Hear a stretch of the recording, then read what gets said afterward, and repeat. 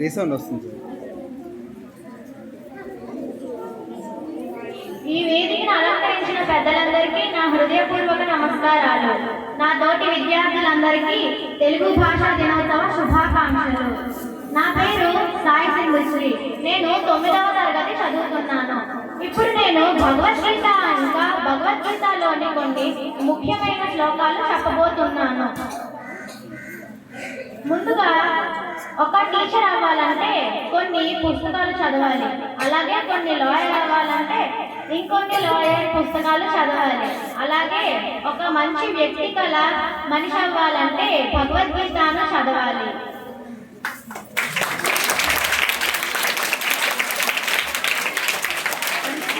భగవద్గీతను గీతామాత అని పిలుస్తారు. భగవద్గీతని చిన్న ముక్కలో చెప్పాలంటే ఎక్కడ ఎలా ఉండాలో, ఎక్కడ ఎలా నేర్పాలో, ఎక్కడ ఎలా నవ్వాలో, ఎక్కడ ఎలా ఉండాలో అన్నీ చెప్పేదే భగవద్గీత. ఇప్పుడు శ్లోకాలు చెప్పబోతున్నాను. క్లైబ్యం మాస్మగమః పార్థ నైతిద్యుపపద్యతే క్షుద్రం హృదయ దౌర్బల్యం తద్వోతిష్ఠ పరంతప. అంటే మనము పిరికితనాన్ని లోను కావద్దు. పిరికితనంలో ఉండే వాళ్ళని శ్రీకృష్ణుడు ఎప్పుడూ చూడడు. మనలో ధైర్యం 99% ఉంటే ఒక్కతనం పిరికితనం, అది మనం వదులుకోవాలి.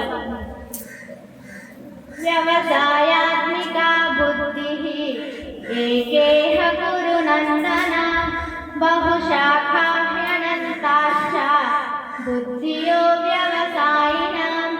వ్యవసాయాత్మిక బుద్ధి అంటే స్థిరమైన బుద్ధి. మనం స్థిరమైన బుద్ధితో ఉండాలి. అంటే ఇప్పుడు మనం చదువుతూ ఉంటాం, పక్కన మన అమ్మ మంచి వంటకాలు చేస్తుంది, మన స్మెల్ మన ధ్యాస మొత్తం ఆ వంటకాల మీద వెళ్ళిపోతుంది. అలా కాకుండా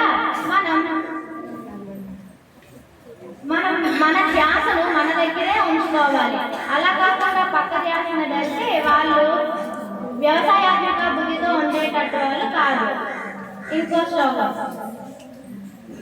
యదా యదా హి ధర్మస్య గ్లానిర్భవతి భారత అభ్యుత్థానమధర్మస్య సంభవామి యుగే యుగే.